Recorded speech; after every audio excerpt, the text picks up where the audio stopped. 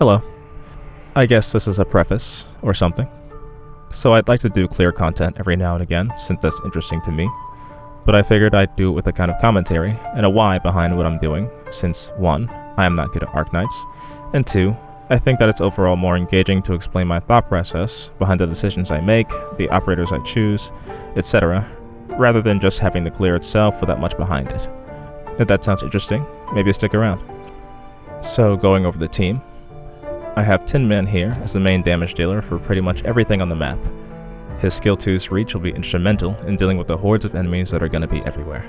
Warfarin will be there to buff Tin Man and make his skill 2 damage dangerous enough to actually kill enemies in time. There's also some healing she does later, but it's really for that primary purpose that she's here. Manticore is there to keep enemies locked down for Tin Man long enough so that his skill 2 gets its full damage up. The 50% dodge she has with the Ambusher trait is also pretty useful for keeping her alive, since multiple Dublin Evocators, these guys, will be throwing fire her way constantly. Mulberry is here to keep Manticore from exploding, and Project Red was chosen for removing the anti-witchcraft bomb when needed and providing stun if I ever messed up some timing. Some operators I tried before were Kirara for her skill 2 arts damage to try and get rid of the Bone Guards. That ended up being unnecessarily difficult for me to play around well, so I dropped it. Great Alter for his crowd control.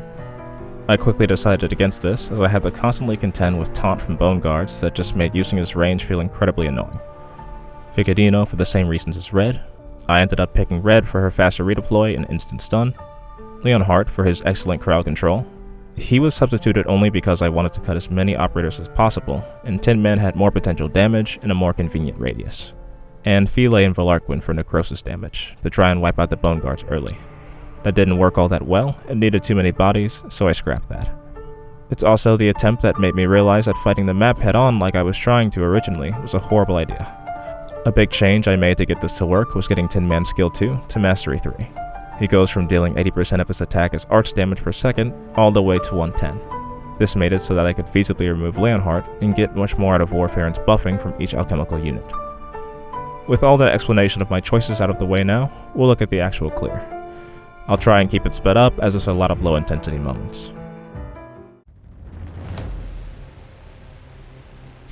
I start off the map with Tin Man here, since he pretty much needs to be present from the beginning.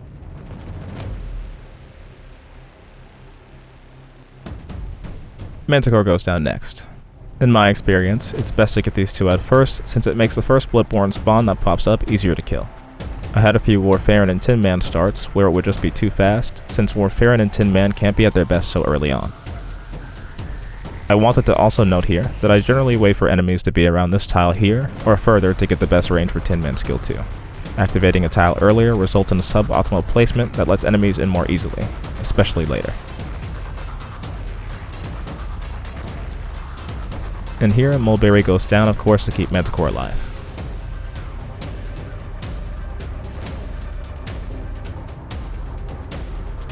So here you can see the silly damage that Tin Man can do to the Bone Guards. I knew they were easier to kill with arts, but I never actually realized they had 0 resistance until I messed around with this stage. It's what makes them so strong here. I don't know why I'm throwing red at those guys, just pretend it's not happening. The map is pretty simple from here. The biggest issue I've had on previous attempts is having Manticore die to burn burst if she doesn't dodge enough, but it isn't that common. Here is where Tin Man and Warfarin really get to shine. Warfarin's talent with Module restores 2 SP to herself and a random operator in range whenever an enemy in range is killed. An extra 2 SP is granted if the enemy dying is an elite or boss. With the infinite supply of enemies and elites like Evocators and Bone Guards, these two break the map in half.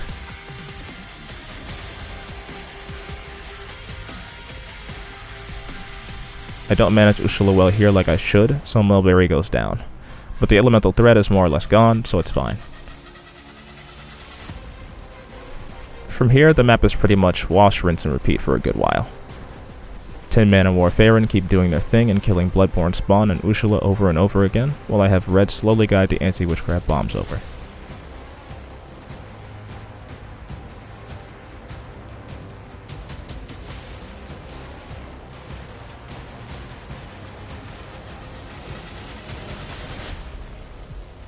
When all the busy work is over, I throw Red at Ursula and just have her Tin Man and Manticore attack until she goes away. And that's the map.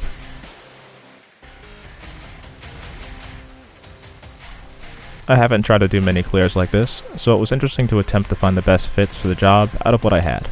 If you're still here, thanks for being around, and let me know what you think of a format like this, and if it's worth messing around with in the future.